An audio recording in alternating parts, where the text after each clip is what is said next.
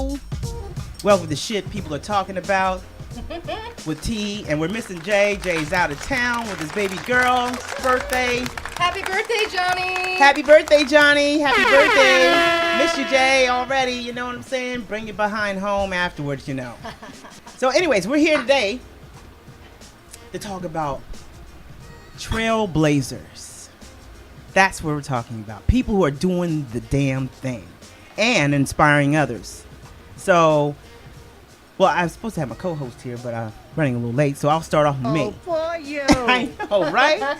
I know, right? So I'll start off with me. Anyways, I don't even consider myself a trailblazer yet. I guess I'm starting off trying to be one, but my passion was through my child. Cheerleading. My daughter was an all-star cheerleader. That's awesome. Yes, and we traveled the world for 8 years with the Central Jersey All-Star Cheerleading and World Cup. Big time cheerleading. Yes, we were big time. So that stuff that you saw on TV, ESPN and everything, we were there. You lived Bring It On. I lived it every day. I don't have an ass for it because of it myself right now. Don't have an ass. But anyways, so her love made me fall in love with it. So I coached cheer with Lyndon Pop Warner for about 12 years. And I'm damn good. Okay? I bet you are. And I've never been a cheerleader. Is that crazy? That kind of You're rocks. a coach now. I'm a coach. That I'm a kinda coach. rocks. I'm a coach. I was in love with music, so it was still, I was in band, so it was sort of like together, you know, still doing the same thing and it's the same thing except we're not cheering. And even all-star cheerleaders don't cheer either. But I loved cheer because it was exciting. It was passionate. I don't know. My daughter just got me all involved with it, and I've been doing it ever since for 12 years. And this is the first year I won't be doing it. So, but anyways, that was good. So we're talking to my girl Gina Dipeppi, actress, and my girl Leslie, Dr. Leslie Farrington. I should have liked me to call her doctor. I don't know why. She's Dr. OBYGN. Say hello. Hello. Leslie Farrington, MD, There you OBGYN. There here. you go. That's my Retired, girl right there. thank God. Yes, and she is living the time of her life. Yeah, Living the yeah. time. You know what? I want to be like you when you grow up, okay? When I grow up. All right, so actress, vodka woman. Tell us about. You want to know what the drink is? Yes, what is Okay. this? Because we're talking about women that influenced our lives. Yes. When I was in college, I had an amazing teacher. Uh-huh. So I paid homage to Maryland. This drink is a Maryland drink. It's called an Orange Crush. So it's orange vodka, orange juice. I used orange curacao instead of triple sec just because it's got a little bit of a stronger orange flavor. And some Sprite. Shake it up, and you've got yourself a little cocktail. Okay, what kind of vodka is it? It's just orange flavored vodka. Oh, is it really anything? Anything you want. Okay. Cup and a half of vodka, and then, well, okay, so 3 cups of vodka, let's say, maybe a bottle. Oh. All right, your normal Get size this bottle of turned up here. Tropicana. As much Sprite as you want fizz, and curacao to taste, Okay. or triple sec to taste. Well, you know what? It tastes like orange juice. Yeah. Maybe it's very light. And you know, today was so hot. It was hot. In the subways, it was hot. It was just hot everywhere. It was miserable I today. know. Then it rained. You all right? I got the mosquito. I was trying to get that. Score! All Man right, down! all right. Woohoo! All right. So, Leslie, Yes. tell us about your inspirational, I guess, guide to your life. Well, I'm motivated by the injustice that I see going on. And since I retired from OBGYN, I see injustice in women giving birth and having complications and dying when it's unnecessary. All right. So you're an advocate for patient safety. I'm an advocate for patient safety and specifically for maternal health. Okay. So tell Yeah. us about a little bit. Well, the United States is approaching the level of a third world country in terms of maternal health outcomes. Mhm. So we're behind all the other developed countries in terms of women dying during and after childbirth.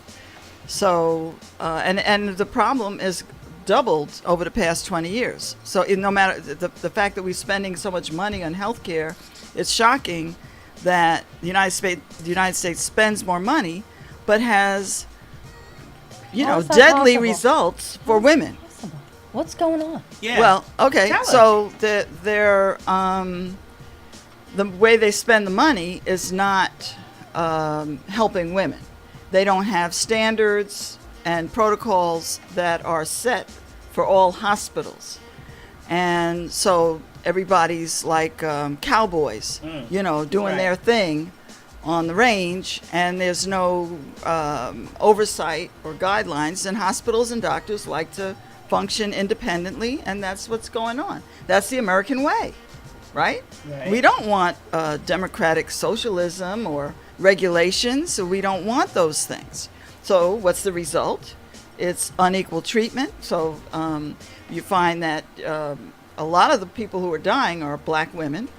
And in fact, in New York City, 12 times as many black women die during and after childbirth as white women. And that's because the improvements that they figured out would help women, and they've been working on this because, we don't want to have a doubling of maternal mortality deaths for women. So they've been working on this experts in OBGYN, but the improvements have not been applied equally. So hospitals where black women deliver don't take up these improvements Right. the way other hospitals have. So you see there's a widening of the gap Right.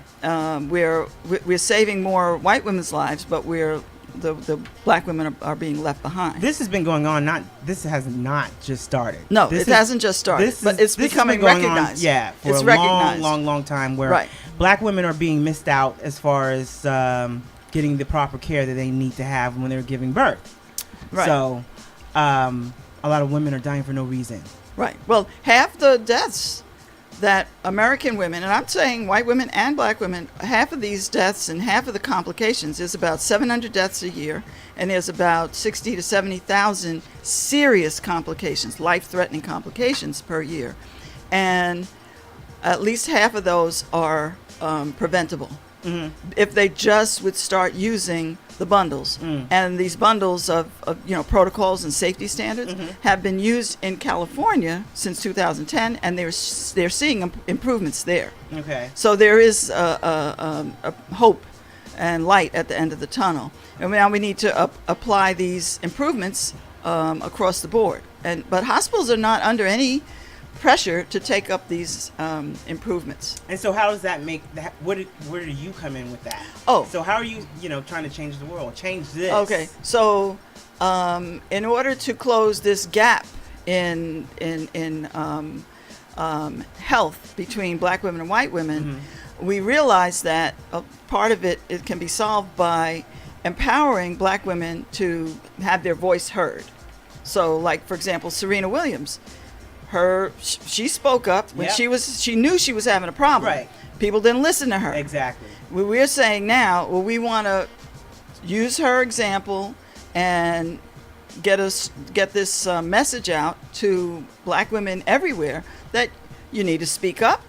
And we have an educational program called Ask for Your Life, which we are adapting to the issues that pregnant women face, so that then they'll be more informed and they can become partners with their healthcare team instead of just being not listened to or not respected or neglected when they're in trouble. So what's the biggest problem that black women are saying that doctors are not listening to them? Doctors not listening is one of the problems. A lot of times, because women have a lot of issues after they deliver, a lot of times doctors and nurses will say, "Oh, you're fine. This is normal," when it's not normal. Right. And a woman knows when there's something wrong. And a black woman knows when she's being discriminated against. Black people know when there's something's not right. So we're saying with Ask for Your Life, we're saying speak up. ASK, Ask for Your Life, is ask questions until you understand the answers. S is speak up when you know something's not right. And K is know your body, your conditions, etc. So we have a program already. We're adapting it now for women who are pregnant or might become pregnant, specifically for black women. Any woman can learn from this, but we know that black women need it especially because they are ignored more, disrespected more than other women. What started you on this? what started First of me? all, let's ask the questions you always get every day. Okay. And you just gotta ask. Just say, what nationality do you think she is? Do you think she is? I'm not sure.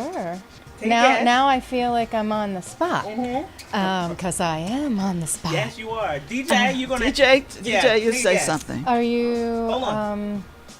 I don't know. ahead. I'm gonna take a shot in the dark. Okay, take a shot in Take the a dark. shot. Take a shot in the dark. Are you Hispanic? Keep That's that. a good.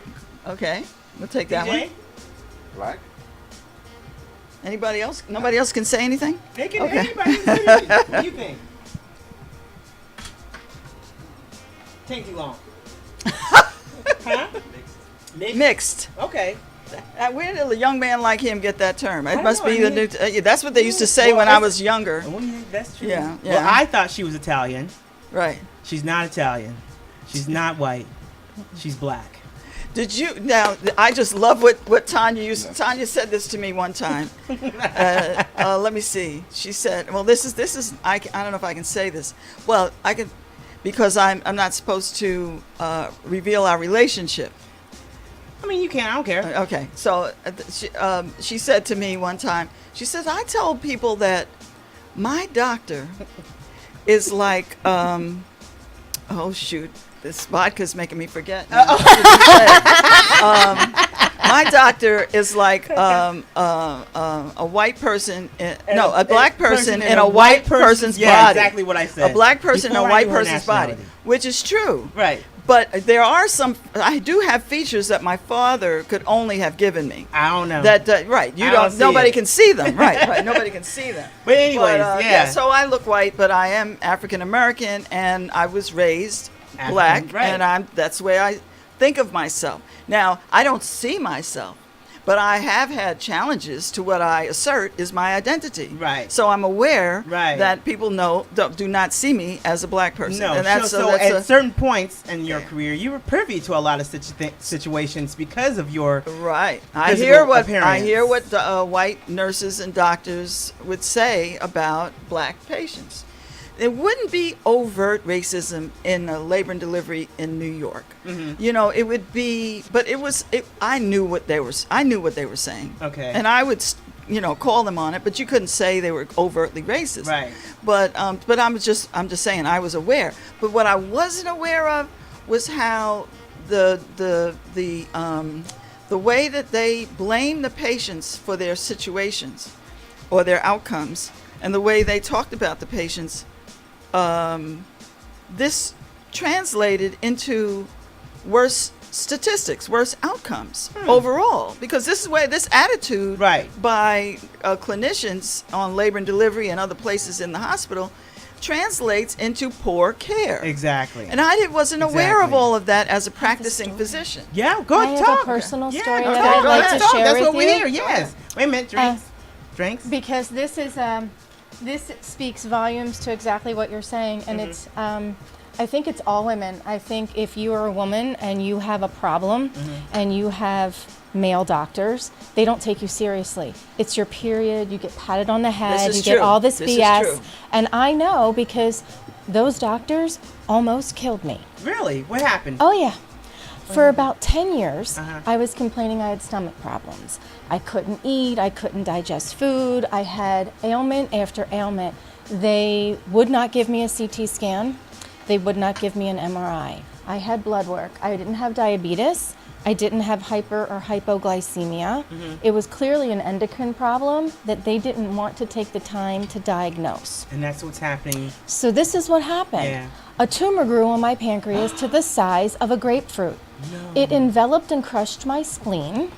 And in that 10-year time, it was just about metastasizing. Okay? It was this close. I kid you not, this close to breaking the seal.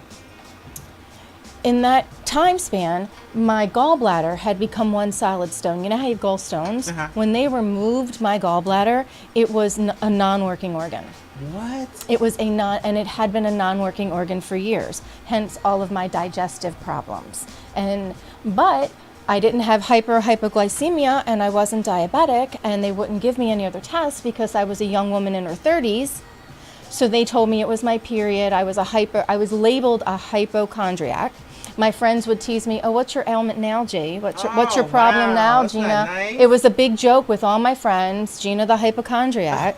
Gina ended up in the street, in a crosswalk at 7 o'clock in the morning on her way to a meeting in the World Trade Center. I got dragged into my office. They called an ambulance. I went to a hospital. I'm not going to name the hospitals. Okay? Okay. They told me that I had pancreatitis as a result of my drug and alcohol addiction. Wow. Wow. These doctors Wow. had seen me for maybe a total of 15 minutes. I was screaming and crying in pain, so they shot me up with Demerol, the drug addict. Yeah. Okay? Yeah. They put me in a room. They admitted me. They finally gave me a CT scan, found the mass, said that it was my pancreas was inflamed, and they wanted to do some antiquated system that would drain the tumor through my intestines. Okay? It was the craziest thing I ever heard. My father was in remission at the time. He said, "My family has a very strong history of cancer. My parents died, my sister died. I'm battling right now. I have a niece that passed away. Can you please give her some sort of other test to make sure that she's okay?" They shut my father down. The head surgeon hooked me up to morphine, which I had a severe allergic reaction to the point where they wouldn't release me. My father ripped, I kid you not, ripped the IVs out of my arm and carried me out of the hospital cradled. Took me to another hospital where I was properly diagnosed with pancreatic cancer. Had that doctor not gone on vacation and operated on me, I would be dead, because he decided I was a hypochondriac or a drug addict or alcoholic, because I was in my early 30s, and that disease is reserved for white men over 60 with a history of drinking and smoking. So I would be dead right now if my father didn't have the sense to literally carry me out of the hospital. I mean, You needed an advocate, that's for sure. So if you have room for another side of your advocacy program, I have worked diligently. I traveled the world with the American Breast Cancer Foundation trying to help other women get a voice, especially in third world countries. I went to Mexico oh my gosh, girl. to speak. You really To speak. You really don't know what you're doing right here, right now. You need to have a voice. You know your body. You understand your body. Do not accept your first answer. Get a second opinion. Get a third opinion. Take care of yourself. Do not stop and do not accept the BS that doctors give you. And I'm sorry, but they're all white male doctors. Really? All of my doctors were white male doctors, even the ones that saved my life. And the one that saved my life called the physician that almost killed me and screamed his head off. They had a war. A war. So what do you think it was? Doctors didn't give a shit? Doctors, if you don't fit into their box, if you don't fit into a box, I'm not a man. That disease is reserved for men that have a history of heavy drinking and smoking.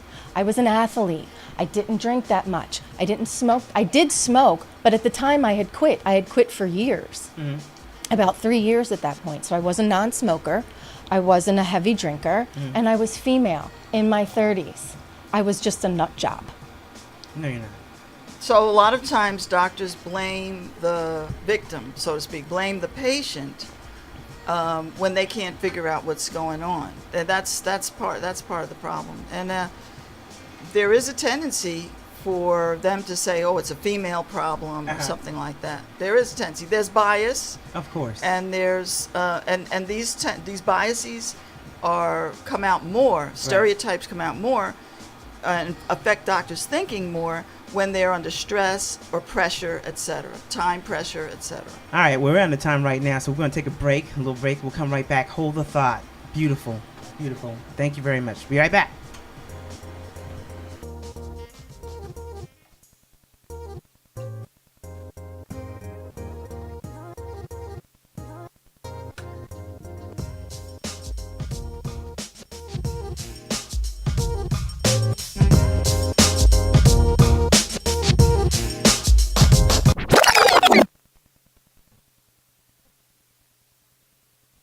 You're looking good as you whine.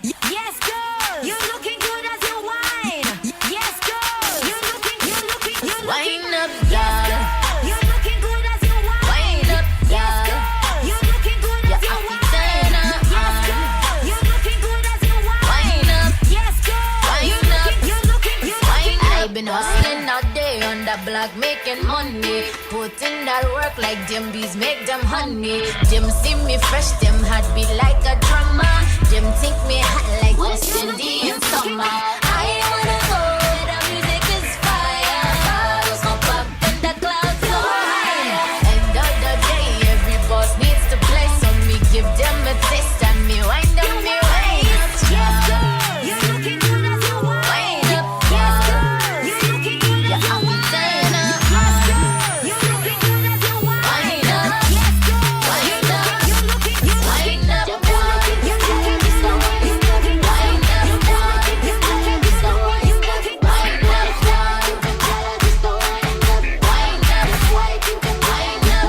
up, when we walk in the place, all the eyes look away. We look good like gourmet, smelling sweet like bouquet. We addicted to face, move that booty like waist, like Cirque du Soleil when that DJ press play.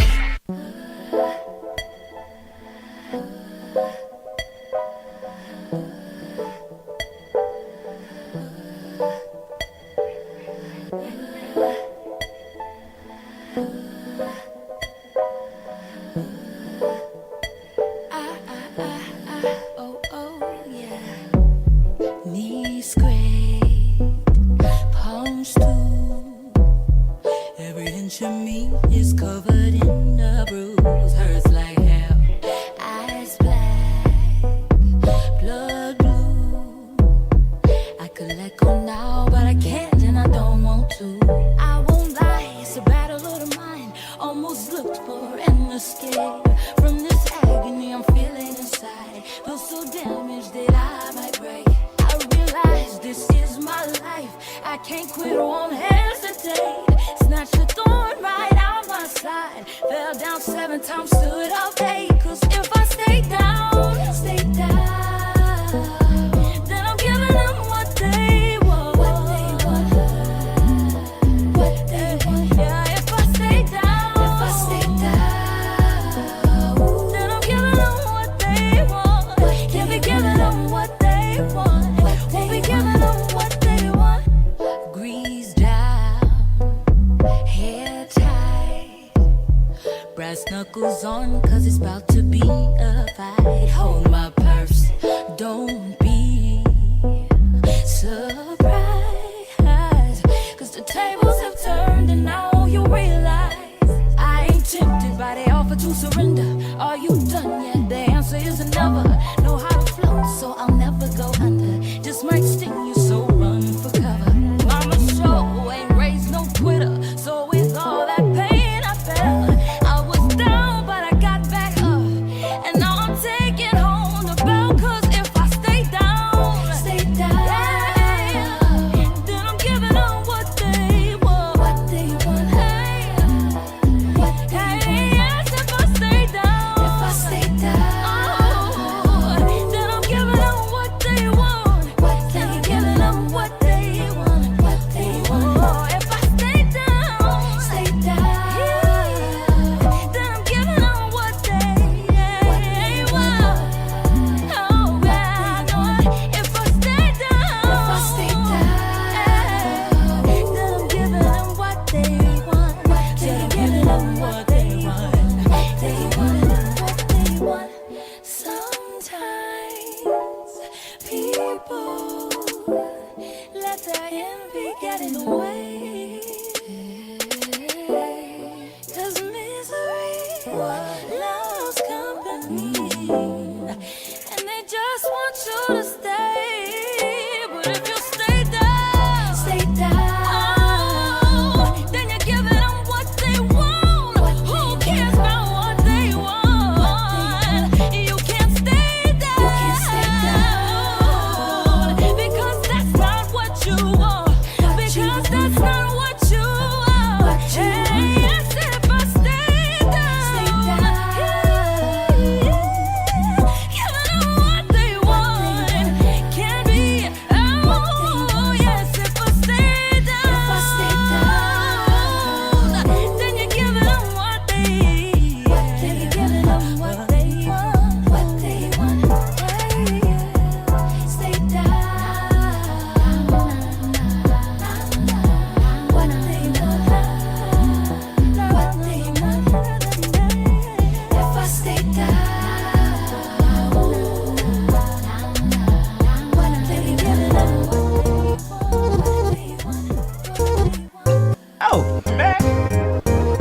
back to Shit People Are Talking About. My people's here. We have Gina Dipeppi, actress. We have Dr. Leslie Farrington. She doesn't like me to call her doctor, but you my doctor, okay? Forever. Okay. You're still a doctor. And we have our guest here, Musa Jackson, ambassador Welcome, Musa. Hey, of Harlem. thank you for having me. You're welcome. Thanks for coming. Thank you. So we're going to finish up talking about where we left off last about black women and healthcare disparities.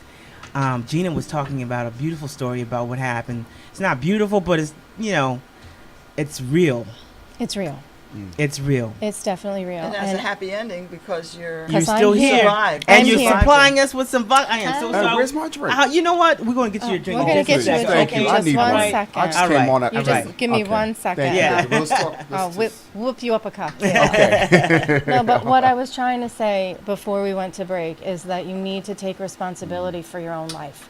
You need to take responsibility, and you can't just accept that because someone has on a white coat and their initials are MD, Right. that they have your best interest. You can't accept that. You have your best interest. You know how you feel. You know your body. And as a woman, you have to take control of that. Had I not done that, I would be dead. Well, I'm glad you're here. Me too. I'm glad somebody was there to help you at that time. too. So, long story short, she was going through a situation with about to die.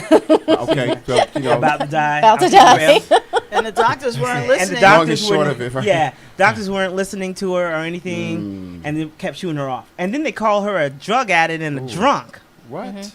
Yeah. Now they- you can expect that. Well, I'm and not we're going to all say in that. the process of The- misdiagnosing, Right. which doctors do about 10 Right. to 15% of the time. So- they misdiagnose. Yeah, they do. It's so interesting with women. I mean, always a guy behind all that, right? One, making these decisions for women. Interesting. I take care of my mother who's elderly, and they did not. I just found out that she had emphysema for like 6 years now.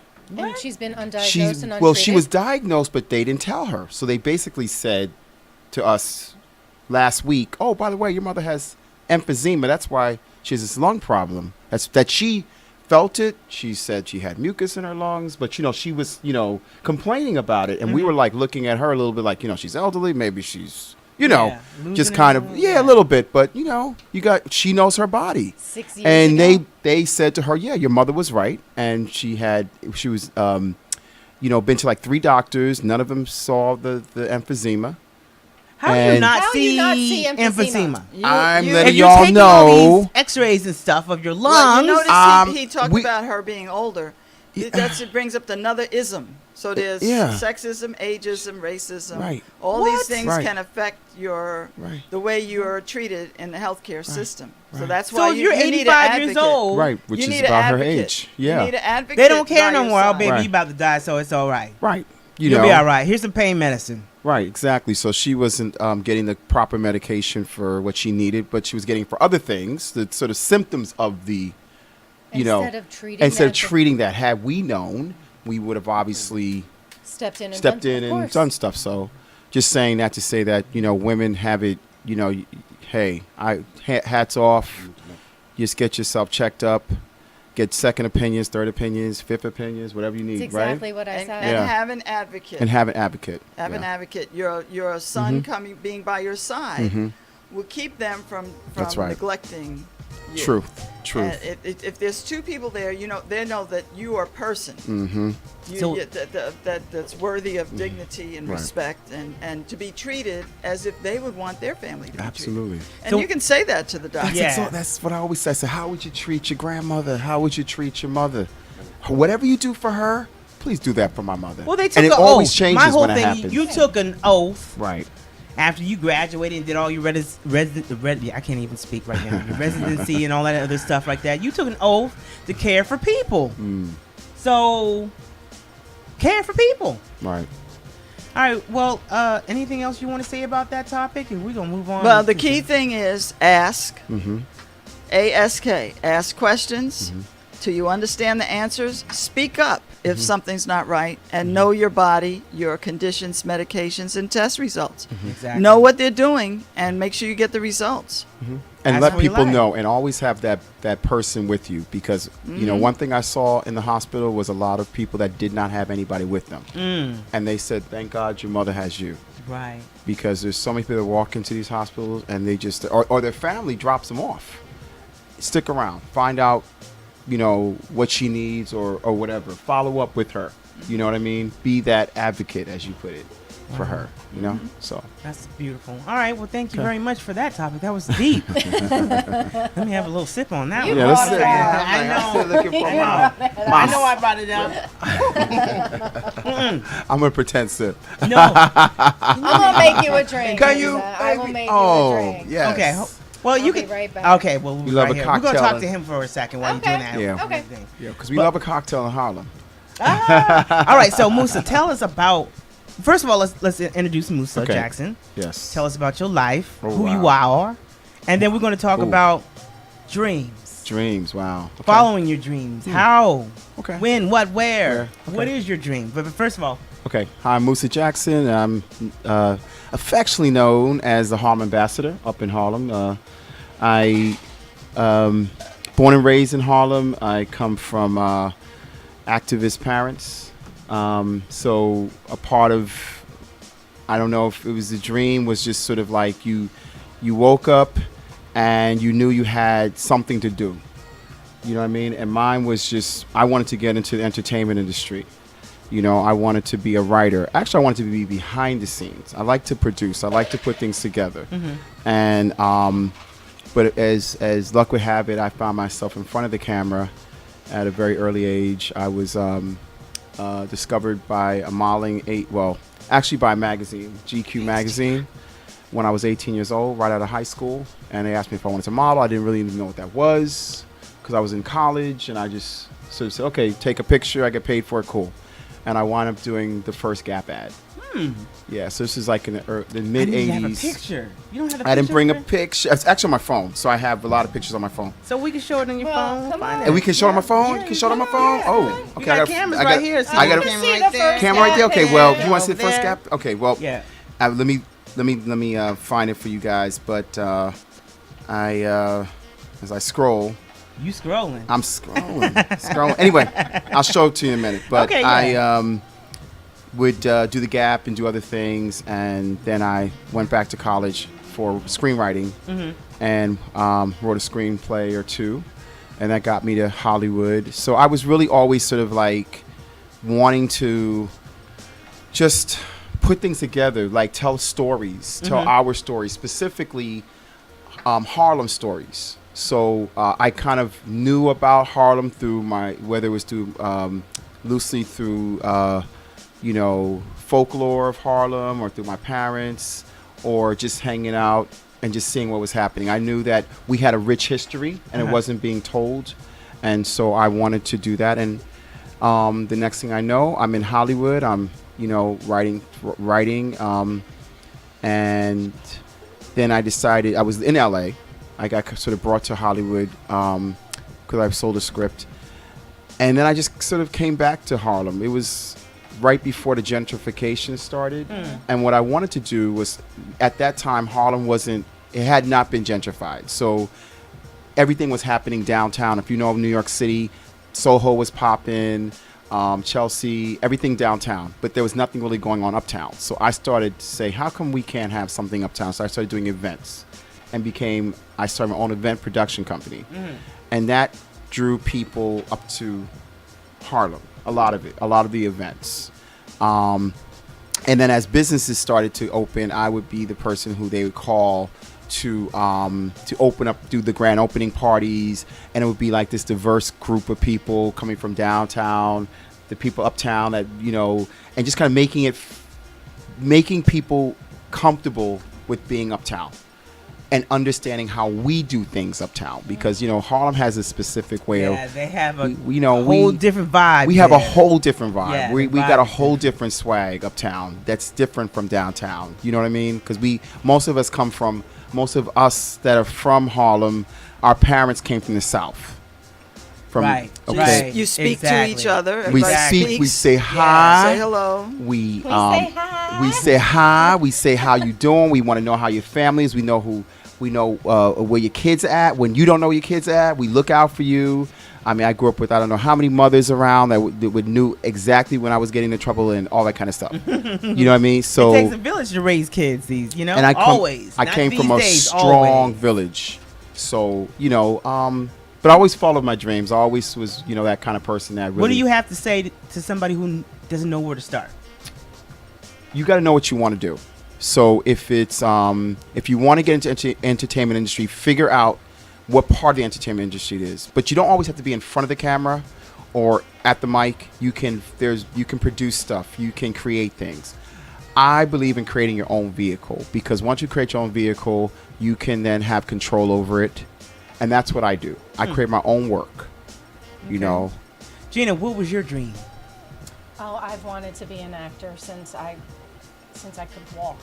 I put on shows for my parents. I have 4 degrees in art, and I actually just got cast in a new musical. I'm really excited. Oh, cool. wow, Nice. nice. I have a small part because Gina doesn't sing. So Gina does not sing, at least in a tone that is recognizable to humans. So I have a very small non-singing role in this musical, but I have the fun part. All Okay. right. I have the devious part. Ah, the juicy Alter part. ego. Alter ego, huh? Juicy. Well, just a little bit. That was me. Oh, Oh, my look at God. That was the kid me. See, wait a minute, we gotta put it Hey, on the that camera. was We need that to- was Here, put Yeah. that- Can you see that? that was the kid that You see that? discovered back in the day, Wow. right out I of don't know high if you can see. Can school. you see it? No, it's not on my And- screen. It's Is that a gap? That's not the Gap ad, but that's just one of the. No. I'll show you some stuff. Okay. Okay. But that was. That's beautiful. Thank All right, you. Leslie. Was it always your dream to be a doctor? No. It was that when I had a baby, I said I want to be a midwife. I wasn't thinking about going into any medical anything up until I had a baby. So what was your dream before you had the baby? I was thinking I wanted to be an expert in translation, work at the UN. Oh. I was good at languages, French and Spanish, and that's what I was majoring in. But then I got married, had a baby 9 months later while I was a sophomore in college. Uh-huh. And when I had the person who helped me through having a baby became a role model. I said, I want to help women have babies like this woman did. And that's how I got into it. It was not, and it took about 8 years later because it was not my plan. Right. But eventually that it did happen. And so I did that for about 25 years, and then I stopped doing that because I wanted to get some sleep at night. and I just did office gynecology in my home. Uh-huh. And but being in an interracial family growing up, my parents were activists, and and they were, we were constantly learning about injustice. So that it started to hit me that there was healthcare injustice going on, and so that became my new focus. As my career was winding down, that's why I wound up. Jay Weiss, in that area. what's your dream? Huh? What's your dream? Huh? Right. To rock the crowd. Rock the Well, we crowd. got to rock out in here. We got to take another break now. Okay. We'll be right back. Give us, 3 minutes. Oh, that's so cute. Come on, I'm conceited. I gotta read. Look, it's come on to the easy. Yes. See, this ain't nothing that you used to. Out of the ordinary, unusual. You gotta have a mind state like I'm so great. Can't nobody do it.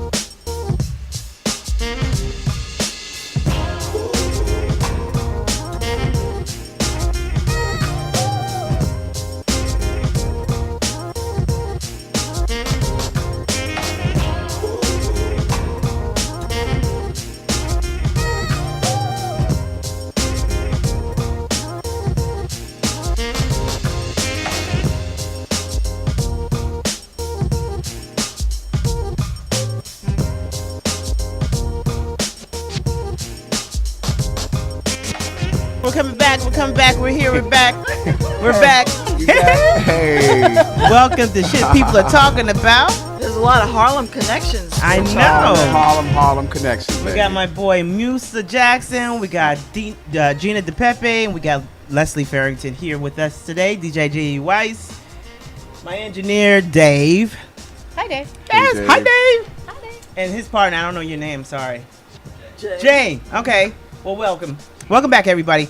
Before we start back, I wanted to say some thank yous because it's kind of a lot, and I need to get it off right now. So first thing is first, I need to say thank you to Josh Head, who's out there in California, who gave me these songs that we're hearing right now. Right now, actually, this is one produced by DJ J.U. Weiss. The other songs, Sanaya, Drewski, Caitlin Nicole, and Anya Hart. Those are the songs that you were hearing during the podcast. Also, I just want to say for all you Prince fans, you need to get on the boat. We're having a big purple party January 5th through the 10th, leaving out of New Orleans. Purple Bash. Kim Berry, Prince's hairstylist for 30 years, almost 30 years. I think it was 30 years, 29 years. Is going to be on the boat along with Dr. Fink and everybody, a couple other people from the Prince days and everything. Kim Berry is actually releasing a book about her life with Prince and his hairstyles. So her first signing is going to be on that boat. Get on the boat, Prince fans. If you need information, please go to the website. Actually, don't give me a call. I was going to say it like I was on the radio. Go to For the Love of God. Actually, it's Prince for the number 4 TLOG.org. Go there for information. Prices are pretty cheap. $600 for 2 people. Can't beat that. January 5th through the 10th. Really? $600 New Orleans. for 2 people? Yeah, it's like $698 or $6 something. It's pretty cheap. It's not thousands of dollars at all. That boat's gonna be packed. Get on the boat, Prince fans. And my last thing is, I got to set up for next week, or not even next week.